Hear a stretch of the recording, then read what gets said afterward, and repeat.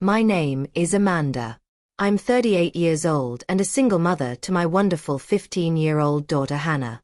My younger sister Stephanie and I have always maintained a close relationship, so when her wedding invitation arrived, we were both thrilled. However, my enthusiasm quickly transformed into bewilderment when I realized only my name appeared on the invitation, not Hannah's. When I phoned Stephanie to inquire about it, her response rendered me speechless. "I'm sorry, Amanda. The wedding is for adults only. No one under 18 is permitted." I never expected my own sister would exclude her niece. Before I proceed with my story, let me know where you're watching from and hit subscribe if you've ever been wounded by those who should love you without conditions. Stephanie and I grew up in a middle-class neighborhood in Denver. With a 5-year age difference between us, I naturally assumed the role of guardian and caretaker. Our parents both maintained long hours at their respective positions. My father worked as an accountant and my mother as a nurse, which meant I frequently collected Stephanie from elementary school while I attended middle school. I would assist her with homework, prepare her afternoon snacks, and listen to her tales about school. I recall one specific incident when Stephanie was 9 and I was 14. Some girls at her school were tormenting her because of her red hair and freckles. When I discovered this, I marched directly over to those girls during recess and informed them if they ever bothered my sister again, they would have to answer to me. The bullying ceased immediately. Stephanie gazed at me as if I was her personal superhero. As we matured, our connection only grew stronger. When Stephanie had her first date at 16, I was the one who assisted her in selecting her outfit, taught her how to apply mascara without clumping, and stayed awake until she returned home safely. I was present for every milestone in her life, including her high school graduation, her college acceptance, and her first heartbreak. When I met David at 21, Stephanie was immediately supportive. She helped organize my bridal shower and served as my maid of honor at my wedding when I was 22.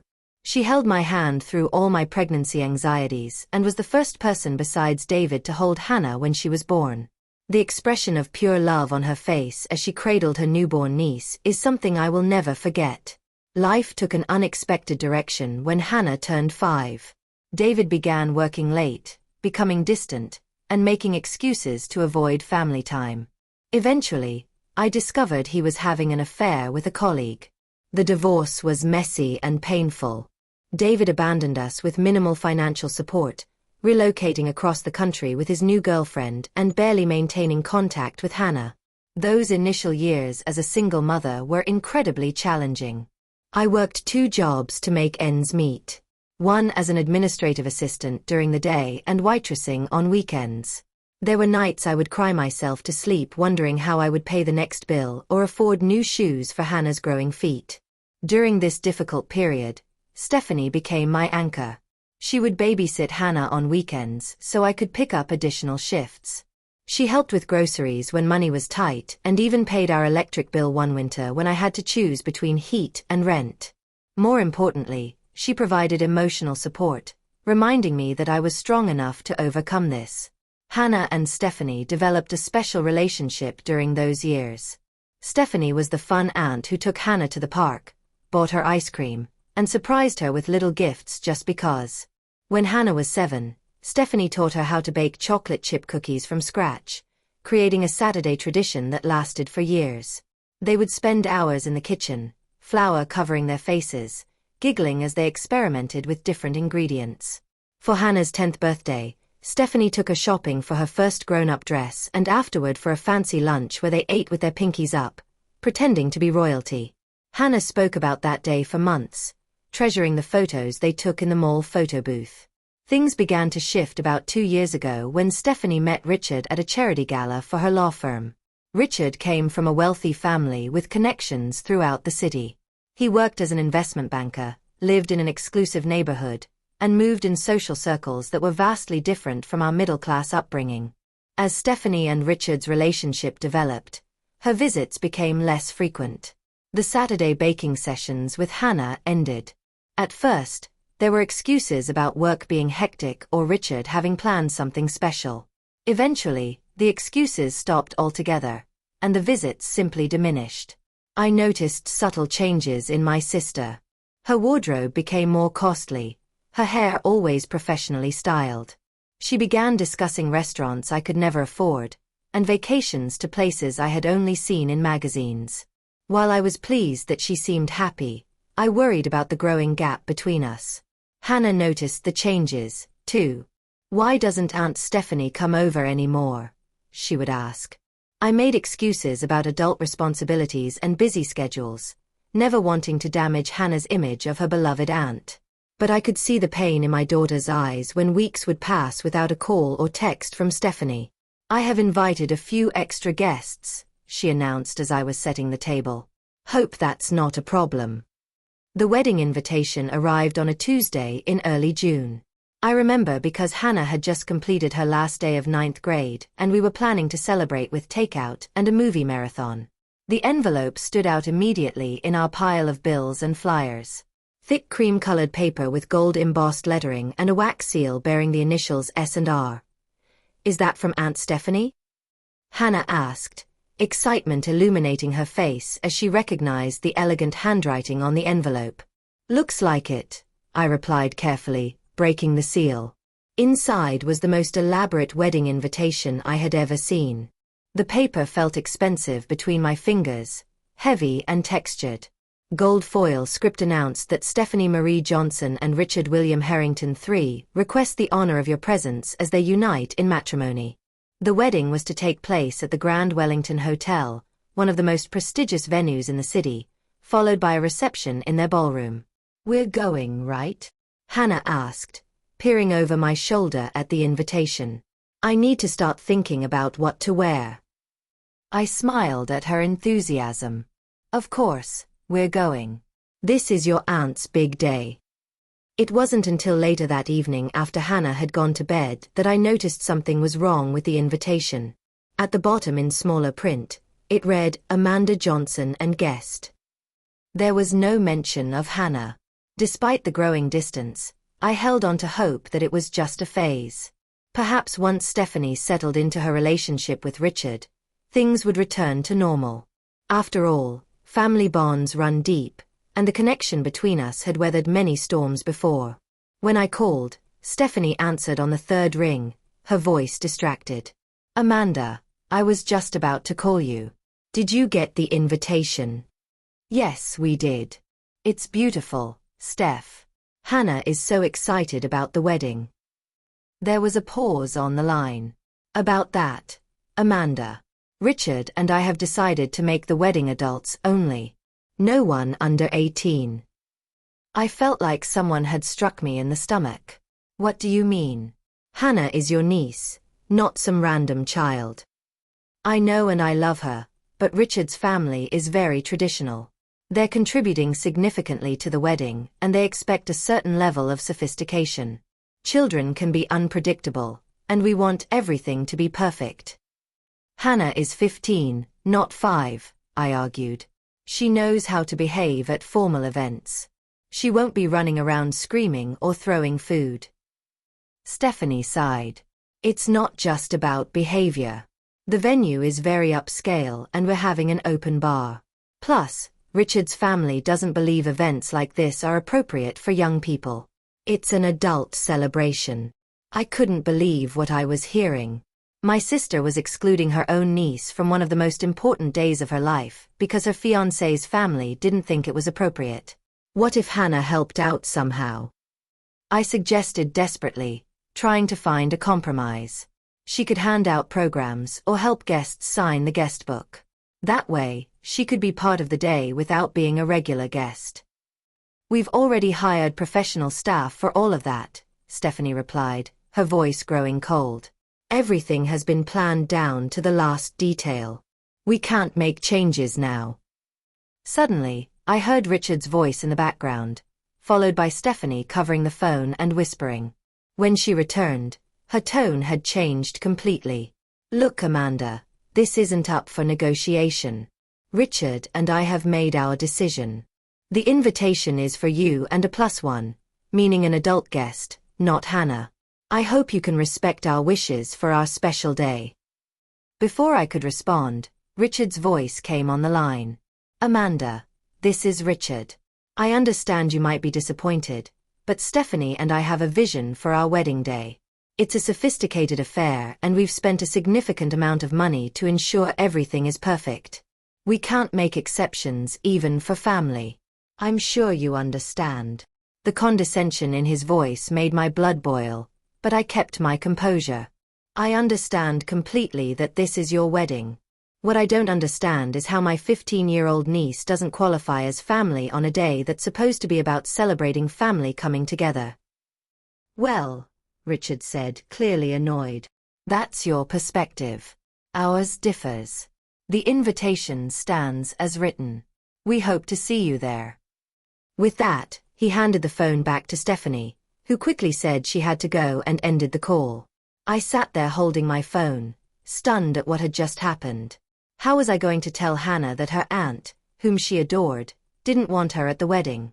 How could I explain that she was being excluded because she wasn't considered sophisticated enough? The thought of the disappointment on her face made my heart ache. This wasn't just about missing a party. This was about being rejected by family, being told, "You're not good enough." It was a sentiment I knew all too well from my own childhood. And I had always promised Hannah would never experience that kind of pain. After the phone conversation with Stephanie and Richard, I sat at our kitchen table for nearly an hour, my emotions churning like a storm. Fury at my sister for allowing this to occur. Pain that she would choose her new life over her family. Concern about how this would impact Hannah. And beneath it all, a profound sadness that the sister I had grown up with, the one who had supported me through my darkest moments, seemed to have vanished. I considered my options carefully. I could attend the wedding alone, leaving Hannah behind and pretend everything was fine. I could try to negotiate with Stephanie again, perhaps involving our parents to mediate. Or I could take a stand and refuse to attend a celebration that excluded my daughter. The next morning, Hannah bounded into the kitchen, her phone in hand. "Mom, Aunt Stephanie's wedding is going to be so elegant." I was looking at pictures of the hotel online. They have chandeliers that are bigger than our living room. My heart sank.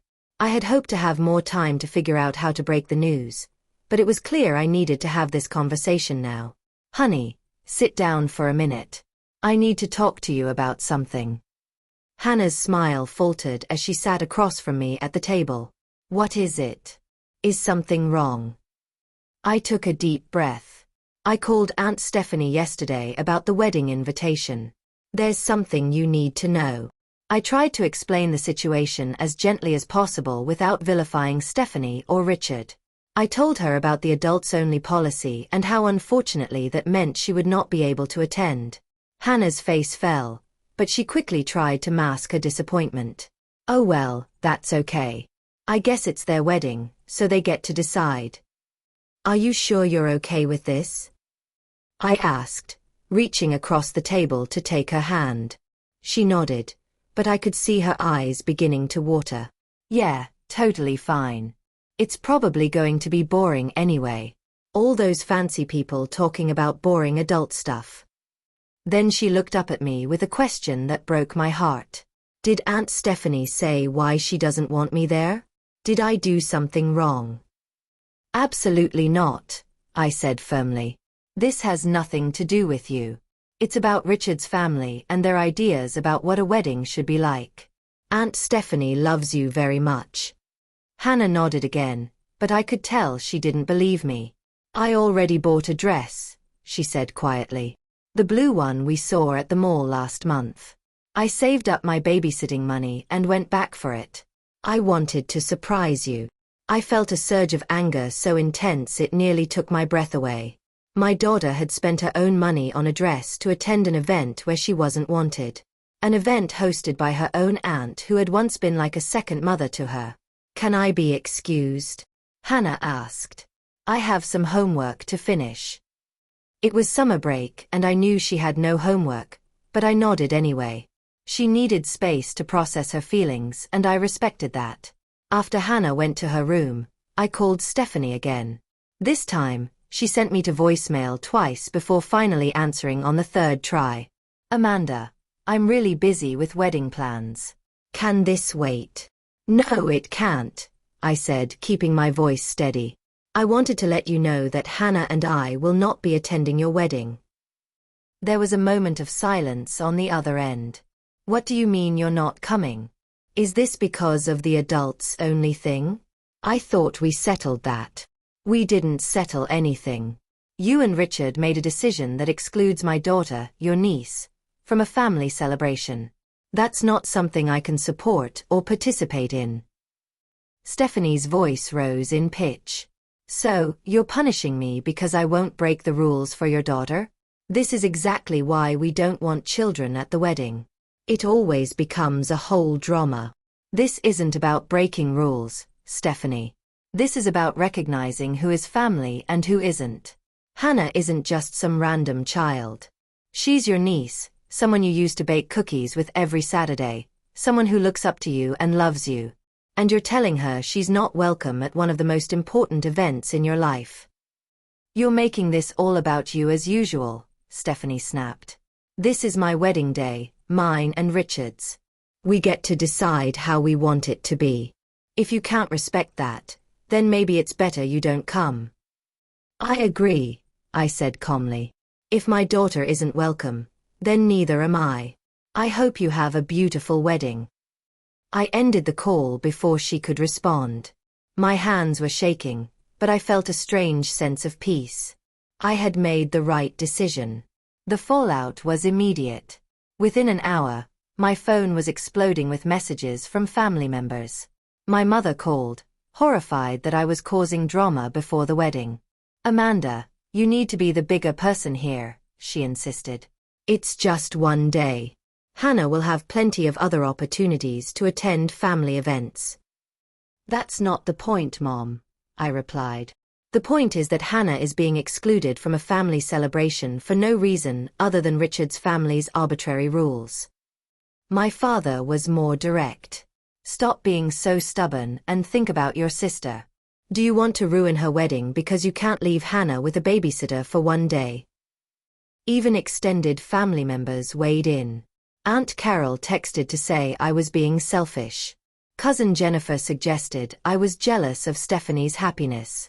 Through it all, I remained firm in my decision. This wasn't about me being stubborn or jealous.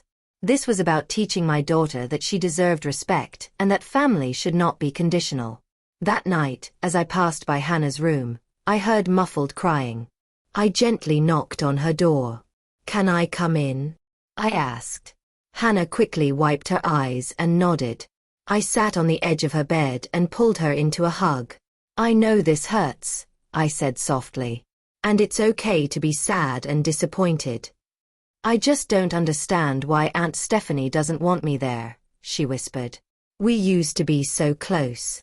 "People change," I said carefully. "Sometimes they get caught up in new relationships or lifestyles and forget what matters. But that doesn't mean you did anything wrong." Hannah looked up at me. "Are you really not going to the wedding because of me?" I brushed her hair back from her forehead.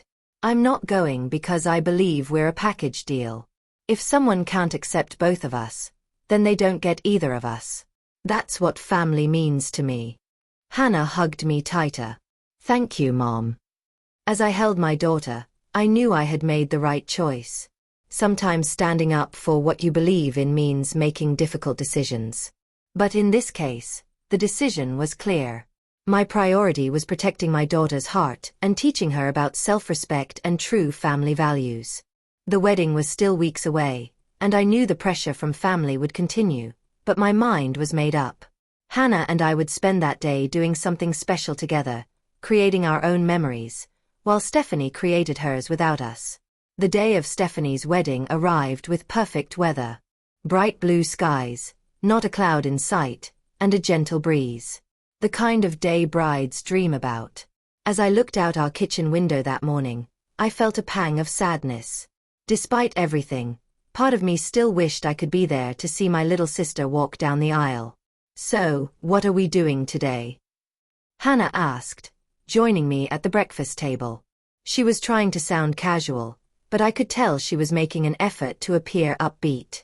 "I was thinking we could have our own special day," I replied, pouring her a glass of orange juice. How about we start with that new Marvel movie you've been wanting to see, then lunch at Cheesecake Factory, and afterward we could hit the mall. I think we both deserve some retail therapy. Hannah's face brightened. Really? That sounds awesome. We spent the morning at the theater, losing ourselves in the action and adventure on screen. Hannah seemed genuinely happy, laughing at the funny parts and gripping my hand during the tense scenes. For a few hours, we both forgot about the wedding. After the movie, as we were enjoying our lunch, my phone started buzzing with texts. I tried to ignore it, but they kept coming. Is that about the wedding? Hannah asked, noticing my distraction. I nodded quickly, scanning the messages. They were from various family members and friends who were at the ceremony. Your aunt looked beautiful, my cousin Brenda had written, attaching a photo of Stephanie in her wedding dress. She did look stunning, radiant in an ivory gown that probably cost more than my monthly salary. Stephanie keeps looking for you, another message read. She seems sad you're not here. And from my mother, the ceremony was beautiful. Richard's family is very impressive. It's not too late to come to the reception. I put my phone away, determined not to let it ruin our day. Just updates from the wedding, I told Hannah. Nothing important. You can tell me, Mom, Hannah said. I'm not a baby. I know today is hard for you too. Sometimes I forgot how perceptive my daughter was. You're right, I admitted. Today is difficult, but I'm exactly where I want to be, with the person who matters most to me. Hannah smiled and we continued our lunch, sharing a slice of cheesecake for dessert before heading to the mall. As promised, we indulged in some retail therapy, buying matching mother-daughter bracelets and a new pair of sneakers for Hannah. By the time we returned home that evening, my phone had accumulated dozens more messages and several missed calls. The wedding was over and the fallout was beginning. My mother called as soon as we walked through the door. Amanda, how could you do this to your sister? She was looking for you all day. Richard's family kept asking where her sister was and she had to make excuses. Mom, we've been through this. I sighed. Stephanie made her choice and I made mine. You're being childish, my mother snapped. This was the most important day of her life and you ruined it because of your pride. This wasn't about pride, I insisted. This was about standing up for Hannah and showing her that family doesn't exclude family. The conversation ended with my mother hanging up on me, something she had never done before. Over the next few days, the division in our family became increasingly evident. My father, always the peacekeeper, tried to remain neutral, but clearly sided with Stephanie in his gentle suggestions that I should have been more understanding. My mother was openly furious, sending passive-aggressive texts about family loyalty and selfishness. Interestingly, not everyone was against us. My grandmother, usually quiet and non-confrontational, called to say she was proud of me. That Richard has changed your sister, she said in her soft, wavering voice. The Stephanie I know would never have excluded Hannah. You did the right thing showing your daughter she comes first. A few cousins and friends also reached out with support, some confessing they thought the adults-only rule was ridiculous, especially when it came to immediate family. Meanwhile, Stephanie and Richard were enjoying a 2-week honeymoon in Italy. Her social media was filled with pictures of them drinking wine in Tuscany, riding gondolas in Venice, and posing in designer clothes against Mediterranean backdrops. There was no mention of the wedding drama or any acknowledgement that her sister and niece had been absent from her big day. Friends who attended the wedding told me it had been extravagant beyond belief. Ice sculptures, a 10-piece band, 5-course meal and champagne that flowed like water. Richard's family, old money from the East Coast, had spared no expense in showcasing their wealth and status. It was beautiful, my friend Lisa told me over coffee. But honestly, it didn't feel like Stephanie. It felt like a show for Richard's family and business associates. Half the guests were people I'd never seen before, older couples in expensive clothes who barely smiled. Another friend mentioned that she had overheard Richard's mother commenting on Stephanie's family. She called your parents quaint, she reported uncomfortably. And she seemed surprised that Stephanie had turned out so well coming from her background. These reports only confirmed what I had suspected. Stephanie was being absorbed into Richard's world, a world where image and status mattered more than genuine connections. A world where a 15-year-old niece could be excluded from a wedding because she didn't fit the sophisticated image they wanted to project. As the weeks passed, the tension in our family remained. Sunday dinners at my parents' house, once a regular tradition, became awkward affairs that I often found excuses to miss. My mother would mention Stephanie and Richard constantly, updating everyone on their fabulous new life while giving me pointed looks. Hannah, for her part, seemed to bounce back from the hurt more quickly than I did. Teenagers have a remarkable resilience, and she was soon caught up in summer activities and friends. But occasionally, I would notice her scrolling through old photos of her and Stephanie on her phone, a wistful expression on her face. 2 months after the wedding, Stephanie and Richard moved into a new house in an exclusive neighborhood across town. I learned about it not from my sister, but from my mother, who couldn't stop talking about the 5-bedroom, 6-bathroom mansion with a pool and home theater. They're having a housewarming party next month, my mother informed me during one of our increasingly rare phone conversations.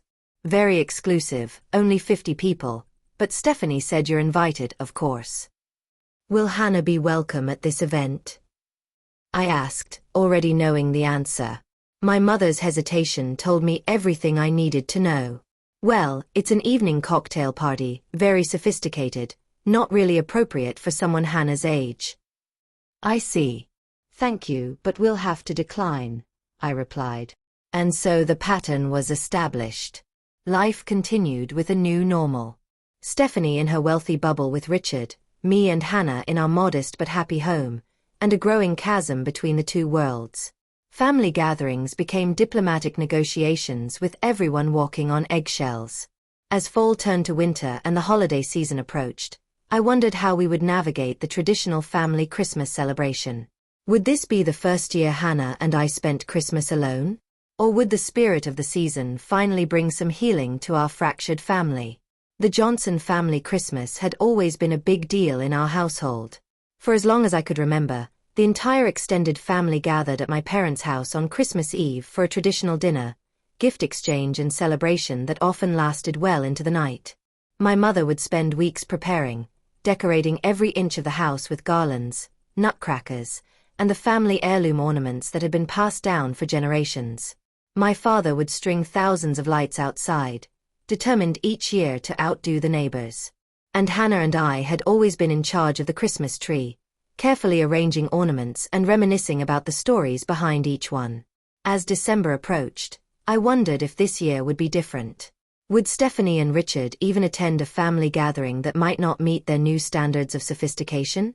And if they did come, would Hannah once again be made to feel unwelcome? My questions were answered on the first Sunday of December when my mother called. Her voice was tentative, lacking the usual confidence when she announced, "Your father and I are planning Christmas Eve as usual this year. We really hope you and Hannah will come." "Will Stephanie and Richard be there?" I asked directly. "Yes," she admitted. "They've confirmed they will attend. And Amanda, I really need you to make an effort this time. It's Christmas, for goodness sake. Can we please put aside all this wedding business and just be a family again?" I closed my eyes, feeling the weight of family expectations pressing down on me. "Mom, I have no problem being civil to Stephanie and Richard, but I need to know that Hannah will be treated with respect. I won't put her through another rejection." "Of course she'll be treated with respect," my mother insisted. "It's Christmas. Everyone is welcome at Christmas." "That's not what I asked," I pressed. "I need to know that Stephanie and Richard acknowledge they hurt Hannah and that they'll make an effort to make amends." My mother sighed heavily. "Amanda, you're asking for too much. Stephanie doesn't feel she did anything wrong regarding the wedding.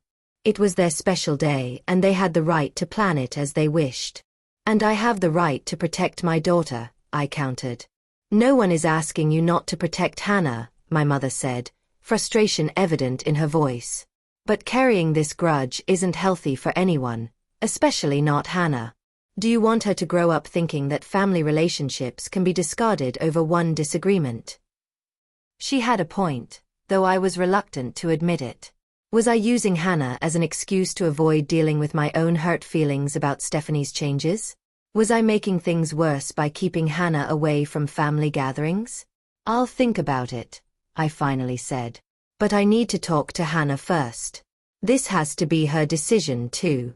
After hanging up, I found Hannah in her room, textbooks spread across her bed as she worked on a science project.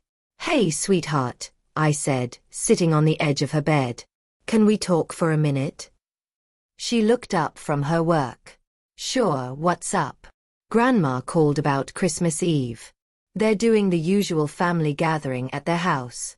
Aunt Stephanie and Richard will be there." Hannah's expression was unreadable. "Oh, are we going? That's what I wanted to talk to you about. I think this should be your decision. If you're not comfortable going, we can start our own Christmas tradition this year. Maybe go skiing for the weekend or take a trip to visit Aunt Judy in California." Hannah was quiet for a moment, considering the options. "Will Aunt Stephanie even want me there after the whole wedding thing?" "Grandma says everyone is welcome," I replied carefully. "But I understand if you're hesitant." "I don't want to cause drama," Hannah said, picking at a loose thread on her comforter. "But I also don't want to miss Christmas with Grandma and Grandpa. And I miss Aunt Stephanie, even if she's been weird lately." My heart ached at her words. Despite everything, Hannah still loved her aunt and wanted that relationship back. "What if we go but have a backup plan?" I suggested. "If things get uncomfortable, we can leave early and catch a late movie or something." Hannah nodded slowly. "Okay, I think I want to go, but can we practice what to say if Richard is mean again?" "Absolutely," I agreed. "We'll come up with some polite but firm responses. And remember, we're a team. If at any point you want to leave, just give me the signal and we're out of there." Over the next few weeks, as Christmas approached, I found myself increasingly anxious about the upcoming family gathering. My father called twice to remind me to keep the peace and think of the family. My mother sent detailed texts about the menu, seating arrangements, and gift exchange, as if focusing on logistics could somehow erase the underlying tension. Meanwhile, I was formulating a plan of my own. If we were going to attend this Christmas celebration, I wanted it to be meaningful. I wanted to make a statement, not with confrontation or anger, but with something more powerful, something that might finally break through the wall Stephanie had built around herself.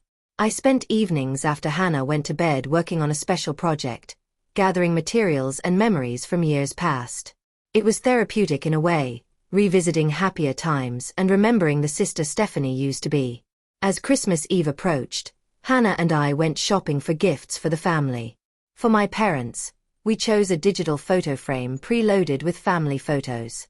For various aunts, uncles, and cousins, we selected thoughtful but simple presents. But for Stephanie and Richard, I had something different in mind.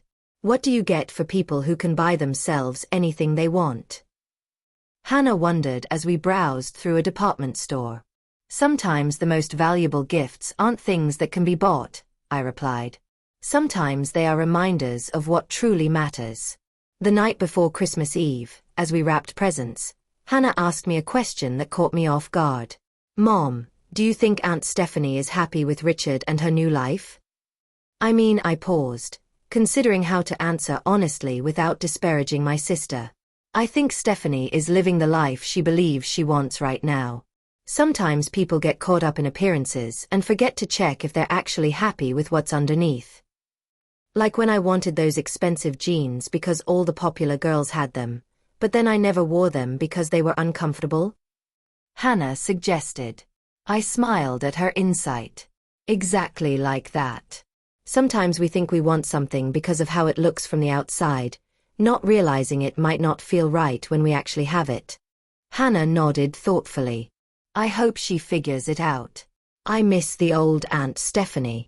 "Me too, honey," I said softly. "Me too." That night I finished wrapping Stephanie and Richard's gift, tying it with a beautiful red ribbon. It wasn't expensive or impressive by their standards.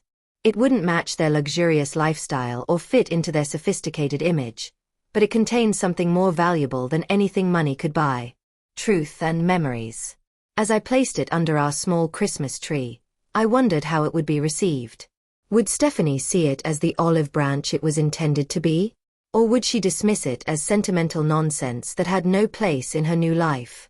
Either way, I was ready to face Christmas Eve with my head held high and my daughter by my side. Whatever happened, we would face it together, with dignity and grace. And maybe, just maybe, a Christmas miracle would bring back the sister I had lost. Christmas Eve arrived with a light dusting of snow, just enough to make everything look magical without causing driving hazards. Hannah and I spent the morning baking cookies to bring to dinner, following my grandmother's recipe for gingerbread that had been a family tradition for generations. "Do I look okay?" Hannah asked nervously as we prepared to leave. She was wearing a green velvet dress with a delicate gold necklace I had given her for her last birthday. "You look beautiful," I assured her, adjusting a strand of her hair. "Remember, hold your head high. You have nothing to be ashamed of." We arrived at my parents' house at exactly 6 p.m., arms laden with gifts and cookies. The house looked like something out of a Christmas movie, with twinkling lights outlining every window and door and a large wreath adorning the front entrance. My mother greeted us with forced cheerfulness. "Amanda, Hannah, Merry Christmas. Come in, come in. Everyone is already here."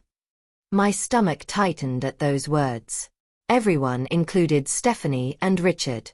As we entered the living room, I immediately spotted them by the fireplace. Stephanie in a designer red dress that probably cost more than my monthly rent, Richard in a tailored suit that seemed excessive for a family gathering. They were chatting with my father and Richard's parents, who had apparently been invited this year. Hannah gripped my hand tighter as we approached the group. I squeezed back reassuringly. "Merry Christmas," I said to everyone, keeping my voice pleasant and neutral. Richard's parents nodded stiffly, clearly sizing us up and finding us lacking. My father gave us each a warm hug. Richard offered a curt, "Merry Christmas," without quite making eye contact. Stephanie hesitated for a moment before stepping forward to hug me briefly. "Glad you could make it," she said, her voice not quite matching her words. Then she turned to Hannah with an awkward smile. "Hey Hannah, you've grown since I last saw you." "Hey Stephanie," Hannah replied politely. "Merry Christmas." An uncomfortable silence fell over the group until my mother announced dinner was ready. We moved to the dining room where the table had been extended to accommodate all 15 guests. I noticed immediately that Hannah and I had been seated at the opposite end of the table from Stephanie and Richard, with Richard's parents given the places of honor near my parents. The message was clear. The new social hierarchy in our family had Stephanie and her in-laws at the top, with Hannah and me at the bottom. Dinner was a tense affair, with conversation flowing awkwardly around sensitive topics. My mother fawned over Richard's mother, complimenting everything from her jewelry to her charity work. My father talked business with Richard and his father, nodding impressed at every mention of million-dollar deals and exclusive golf clubs. Halfway through the meal, Richard cleared his throat and raised his glass. "I would like to propose a toast," he announced, his voice carrying that unmistakable tone of someone accustomed to being listened to new family traditions and exciting news. Everyone raised their glasses expectantly. "Stephanie and I are pleased to announce that we've been accepted as members at the Hillcrest Country Club," he declared proudly. "And more importantly, we've just put a deposit down on a vacation home in Aspen. We hope to host many family gatherings there in the future." Murmurs of congratulations circulated around the table. My mother looked ecstatic, already imagining herself telling her friends about her daughter's vacation home. "Of course," Richard added, glancing briefly in my direction, "the Aspen house will mainly be for adult gatherings. The neighborhood and our social circle there aren't really suitable for children." I felt Hannah stiffen beside me. Once again, she was being preemptively excluded. I placed my hand over hers under the table, silently communicating my support. "How wonderful," my mother gushed, either missing or ignoring the slight. "Stephanie always loved skiing as a child." "Actually," Stephanie interjected, looking uncomfortable for the first time that evening, I was thinking we could host Easter there next year for everyone. She glanced at Hannah briefly before looking away. We'll see, Richard replied dismissively. Depends on our schedule and the renovations. The conversation moved on to Richard's recent business success and his parents' upcoming cruise. Hannah remained quiet throughout the meal, pushing food around her plate more than eating it. I could see she was trying hard to maintain her composure in a situation where she clearly felt unwelcome. After dinner, we moved back to the living room for the gift exchange. This was always my favorite part of Christmas Eve when I was growing up. Everyone would sit in a circle and we'd take turns opening presents, each gift met with genuine excitement and gratitude, no matter how small or inexpensive. Tonight, however, the gift exchange felt more like a competition. Richard's parents presented Stephanie and Richard with a small envelope that, based on Stephanie's reaction, contained something extremely valuable. Richard gave Stephanie a diamond bracelet that elicited gasps from my mother. My parents gave them a crystal vase that my mother repeatedly mentioned was from that exclusive shop downtown. When it came time for Hannah and me to open our gifts, they were nice, but clearly less expensive. Richard's parents had given us each a generic scarf with the price tag still attached, showing they'd spent exactly $50 each, probably the minimum they considered acceptable. Stephanie and Richard's gift to us was a gift card to a department store. Again, nice but impersonal. Throughout it all, Hannah maintained her grace, thanking everyone sincerely for their gifts, even those who had clearly put little thought into them. Finally, it was time for our gifts to be opened. My parents were genuinely touched by the digital photo frame, especially when they saw we'd loaded it with family photos going back decades. Then it was Stephanie and Richard's turn to open our gift. I handed Stephanie the carefully wrapped package, our eyes meeting briefly as she took it. It's not much, I said quietly, but I hope it means something to you. Stephanie unwrapped the gift slowly, revealing a handcrafted photo album bound in soft leather. The cover read, "Family Memories," in simple gold lettering. Open it, I encouraged as she looked at me questioningly. As Stephanie opened the album, her expression changed from polite interest to surprise. The first page contained a photo of her as a newborn with me at 5 years old, holding her carefully in my arms, looking down at her with pure adoration. The next pages chronicled our childhood together. Stephanie's first steps with me holding her hands, the two of us in matching Easter dresses, me helping her ride a bike without training wheels, us building sandcastles at the beach. Then came the photos of Stephanie with Hannah as a baby. Stephanie cradling her newborn niece in the hospital, Stephanie feeding Hannah a bottle while making silly faces at her, the two of them baking cookies with flour covering their faces, Hannah's first day of school with Stephanie kneeling beside her straightening her backpack. Interspersed among the photos were handmade cards and drawings that Hannah had given to her aunt over the years. Birthday cards with wobbly handwriting, Mother's Day cards that Hannah had made for Stephanie, "Because you're like a second mom to me," a drawing of the three of us holding hands with "My Family" written across the top in a child's script. As Stephanie turned the pages, her hands began to tremble slightly. Richard looked increasingly uncomfortable, shifting in his seat and checking his watch. His parents exchanged disapproving glances, clearly finding the emotional display distasteful. The final page of the album held the wedding invitation that had started everything, mounted carefully in the center. Underneath it, in simple handwriting, I had written, "Family means no one gets left behind or forgotten." The room had gone completely silent. Everyone was watching Stephanie, waiting for her reaction. She stared at the last page for what seemed like an eternity, her finger tracing the words I had written. When she finally looked up, there were tears in her eyes. "Amanda," she began, but her voice caught. Richard cleared his throat loudly. "Well, that's certainly sentimental," he said, his tone making it clear he didn't consider that a compliment. "Stephanie, perhaps we should get going soon. We have that brunch tomorrow with the Hendersons." But Stephanie wasn't listening to him.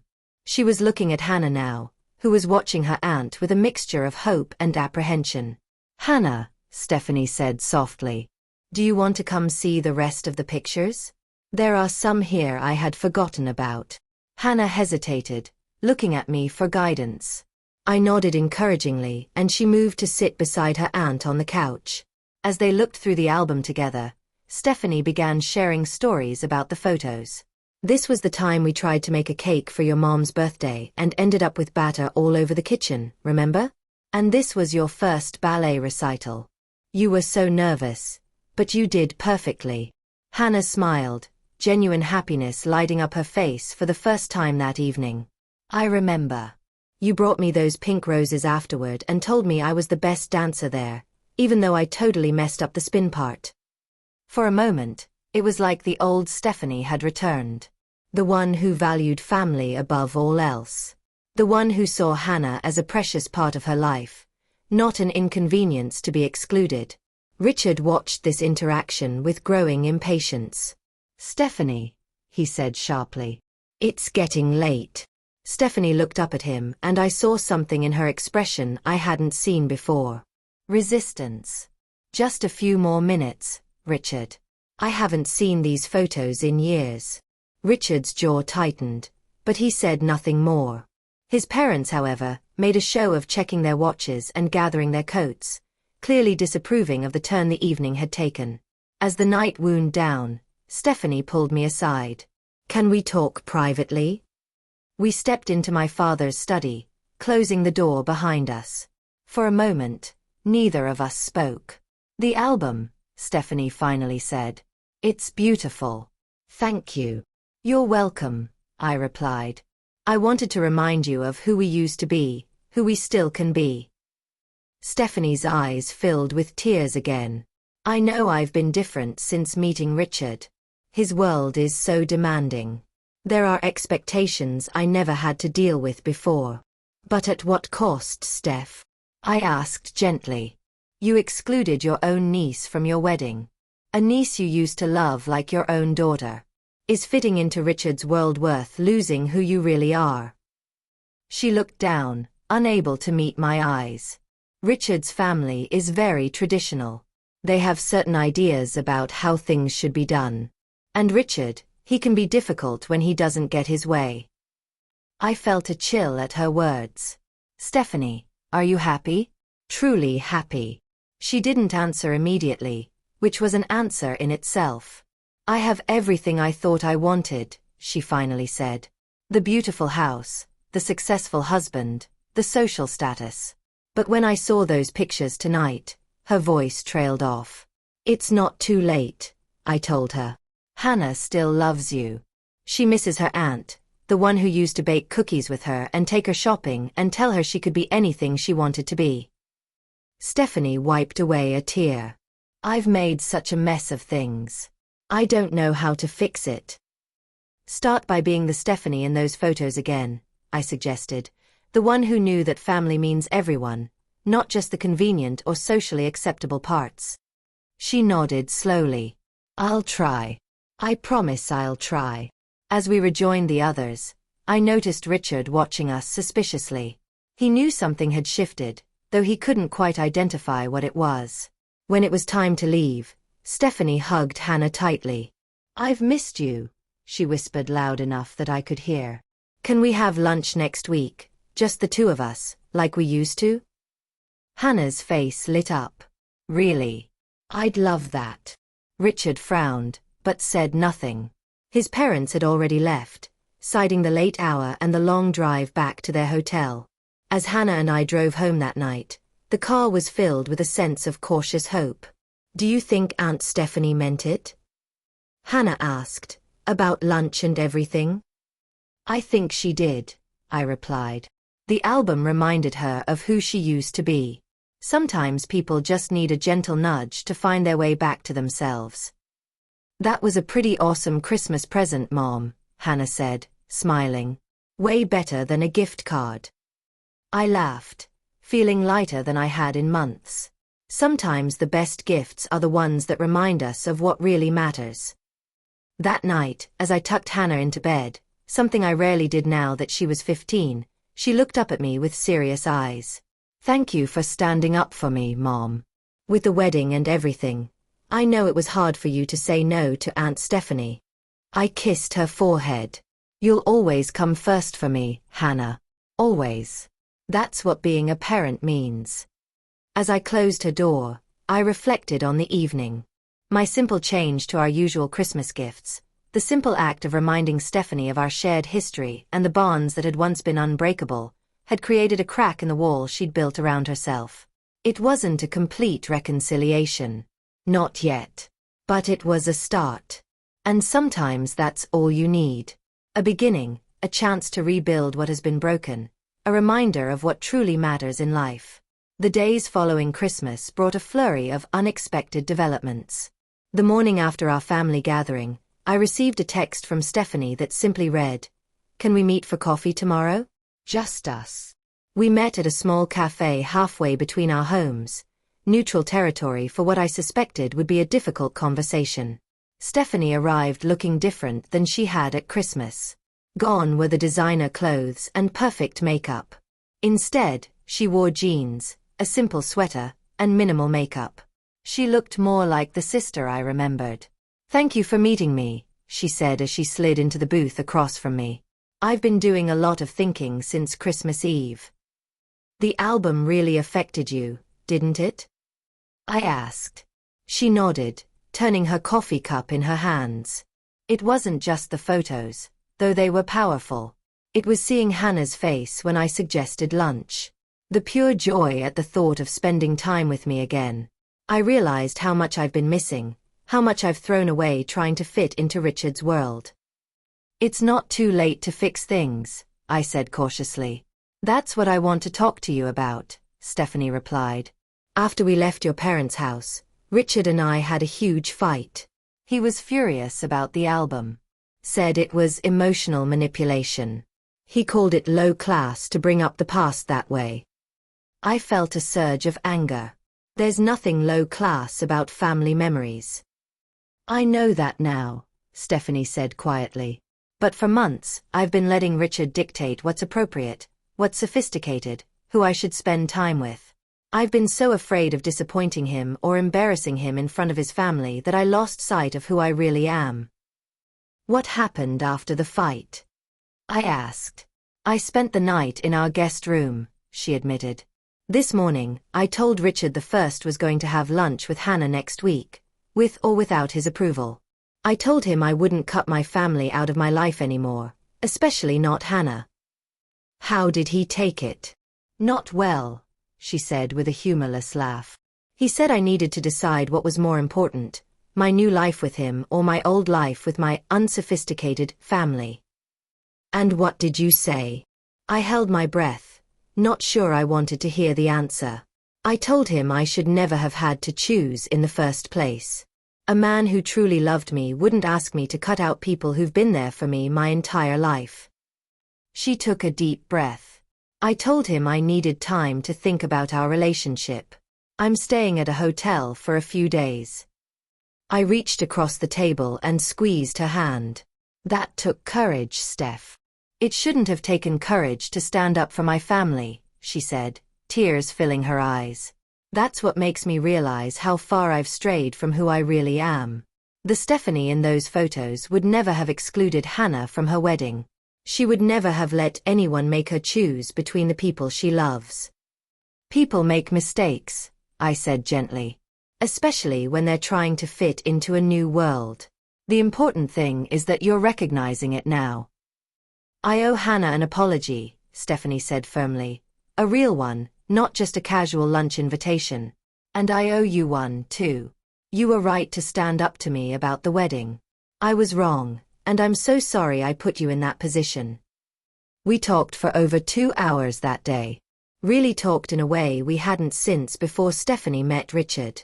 She confessed that she'd been unhappy for months, feeling increasingly isolated from her old friends and family, constantly walking on eggshells around Richard and his parents, never quite measuring up to their expectations despite her best efforts. "The irony," she said, "is that I thought marrying Richard would give me security and status. Instead, I've never felt more insecure or less like myself." The following week, true to her word, Stephanie took Hannah to lunch. They went to their old favorite spot, a casual diner where they'd spent countless Saturdays before Stephanie met Richard. When Hannah came home, she was beaming. Stephanie said she made a huge mistake about the wedding, Hannah told me excitedly. She apologized like 1,000,000 times and said she should have stood up to Richard. And guess what? She's taking me shopping next weekend, just like we used to do. Over the next few months, I watched as Stephanie gradually reclaimed pieces of her old self. She and Richard entered counseling, trying to find a way forward that respected both their relationship and Stephanie's family ties. It wasn't always smooth. Richard resisted at first, accusing Stephanie of regressing, of embarrassing him in front of his family by suddenly insisting on including Hannah in events. But Stephanie stood firm. For the first time since meeting Richard, she established boundaries and stuck to them. "Hannah is my niece, my family," she told him. "She'll be included in our lives. That's non-negotiable." To everyone's surprise, Richard eventually began to adapt. Perhaps he realized how close he'd come to losing Stephanie. Perhaps the counseling helped him see beyond his rigid upbringing.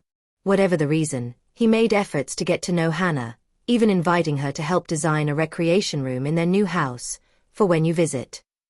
By spring, the family dynamics had shifted significantly. Sunday dinners resumed, now alternating between my parents' house and Stephanie and Richard's. Hannah was always included, always welcomed. Richard's parents remained stiff and formal, but they no longer openly excluded Hannah or made pointed comments about children at adult events. At Easter, Stephanie and Richard did indeed host the family at their Aspen house, as Stephanie had suggested at Christmas. Hannah was given her own room, decorated specifically for her, with photos of her and Stephanie on the dresser. It was a clear message. This space was hers. She belonged here. One evening during that Easter weekend, as Hannah and Richard's father were engaged in an unexpected but lively chess match, Stephanie and I stepped onto the balcony to admire the mountain view. "Thank you," she said, wrapping her arms around herself against the chill. "For what?" "For not giving up on me. For showing me what I was about to lose." She turned to look at me. That album was the wake-up call I needed. It showed me who I used to be and who I was becoming. I didn't like the comparison. "That's what family does," I replied. "Holds up a mirror when we need it most." "I almost lost everything that really matters," Stephanie said quietly, "trying to gain things that don't." As we stood there watching the sun set behind the mountains, I reflected on everything that had happened since that wedding invitation arrived last June. The hurt, the anger, the broken relationships, and now the healing. I had made a difficult choice to stand up for what I believed was right, to show my daughter that she deserved respect and inclusion, especially from family. It had been painful and lonely at times, but standing firm in that conviction had ultimately led to something better than mere reconciliation. It had led to growth and understanding for all of us. Stephanie had learned that true happiness comes not from social status or material possessions, but from authentic connections with the people who love you for who you really are. Hannah had learned that sometimes standing up for yourself means facing rejection and disappointment, but that self-respect is worth the temporary pain. And I had learned that sometimes the most powerful way to change a situation is not through angry confrontation, but through a gentle reminder of what truly matters. As we rejoined the others inside, I watched Hannah laugh at something Richard said, saw the genuine smile on Stephanie's face as she observed them getting along, and felt a sense of peace settle over me. Sometimes the hardest choices lead to the most beautiful outcomes. Sometimes standing your ground is the greatest gift you can give, not just to yourself, but to everyone involved. And sometimes a simple photo album can bridge the gap between who we've become and who we truly are. In the end, family isn't about perfect harmony or always agreeing. It's about loving each other through the disagreements, standing up for what's right even when it's difficult, and finding your way back to each other when you've lost your way. Have you ever had to make a difficult decision to protect someone you love? How did you handle family conflicts that seemed impossible to resolve? I'd love to hear your stories in the comments below. And if this story resonated with you, please hit that like button and subscribe to hear more real-life experiences. Thank you for listening to my story. And remember, sometimes the smallest actions can create the biggest changes in the hearts of those we love.